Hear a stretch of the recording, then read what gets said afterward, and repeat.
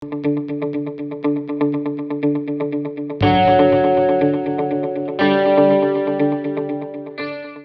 bem, gente? Na coluna de hoje a gente vai falar com o Dr. Roger Bonsgestab, que é médico nutrólogo, professor da pós-graduação de nutrologia do Hospital Israelita Albert Einstein, e a gente vai falar sobre o caso de doping da atleta Tandara do vôlei, que apareceu lá uma substância chamada ostarine. O que é essa substância, Dr. Roger? Olá pessoal, tudo jóia? Pois é, ostarine é um tipo de substância que tem sido crescente o seu uso para a ação de melhorar o rendimento do atleta, porque é uma medicação ainda não muito bem conhecida todos os seus aspectos de atuação, mas ela age na célula, estimulando essa célula a crescer a massa muscular e a crescer, portanto, o rendimento do paciente que o utiliza. E assim os atletas têm buscado a utilização dessa substância, que é conhecida aí como uma classe dos chamados SARMs, né? Moduladores seletivos dos receptores androgênicos. Então é importante essa informação. Toda vez que joga ostarine, algumas matérias estão mostrando, aparece essa sigla aí, SARMs. Então uma sigla que está escrito em inglês, que é o Selective Androgen Modulators Receptors. Então é como se estimulasse uma parte do receptor androgênico, e o principal hormônio androgênico é a testosterona. Então a pergunta é, por que essa substância é considerada doping?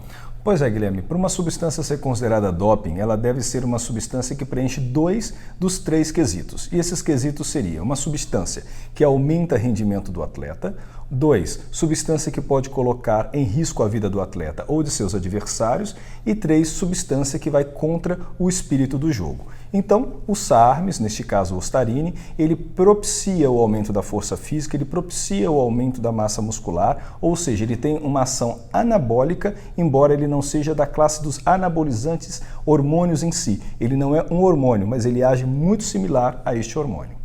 E aí a pergunta é, esse SARMs tem alguma utilidade na medicina? Ele tem uso seguro? Isso é prescrito para algum tipo de doença? Ou é usado em performance? Como é que entende isso? Pois é, vários estudos são feitos com os SARMs. Hoje a aplicação indicada é mais a nível experimental. Alguns colegas utilizam a prescrição dos SARMs na prática clínica com o intuito de aumentar a massa muscular de pacientes que apresentam um grau de desnutrição. Por exemplo, um idoso que perde muita massa muscular, principalmente aqueles que ficam acamados, pessoas que passam por doenças críticas, vão parar no CTI, perdem massa muscular. A recuperação dessa massa muscular às vezes é muito lenta, e a utilização dos SARMs pode ser aí uma alternativa bem interessante. Interessante por quê? Porque como não é um hormônio, mas sim algo que atua similar ao hormônio, mas ele atua em células específicas, e aí neste caso o ostarine atua na célula muscular, ele aumenta a massa muscular, ele estimula a massa muscular,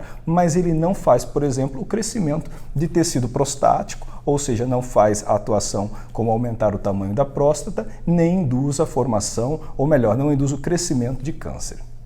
Acho que aparentemente aí se mostra que o SARMs pode ter um efeito positivo, né? A dúvida é em relação a outra parte do doping. Ele pode colocar a vida em risco, ele pode colocar... ele tem segurança, tem estudo que mostra que já dá para usar com segurança ou ainda não? Os estudos ainda não colocam com muita segurança a utilização dos SARMs na prática clínica, tampouco indicam a utilização para uso de aumento de rendimento para esportistas.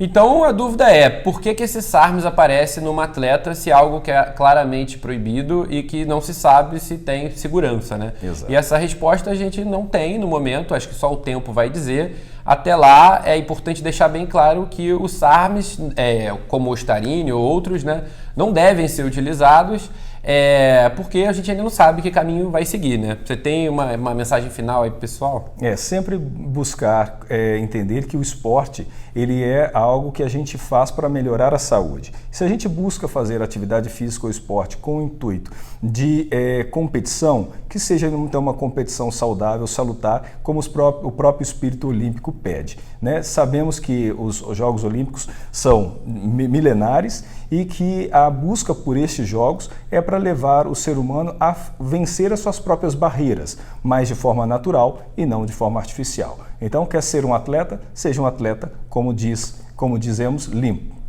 E aí é muito importante lembrar que o atleta é sempre responsável por qualquer coisa que apareça no seu corpo e muitas vezes ele não usa de forma intencional, né? Muitas vezes os suplementos são, entre aspas, aí, batizados, ou seja, colocam substâncias para melhorar um resultado e não está escrito no rótulo. Então, suplementação, gente, tem que ser respeitada, tem que ser feita de forma individualizada, mas principalmente tem que ser feito o que está no rótulo.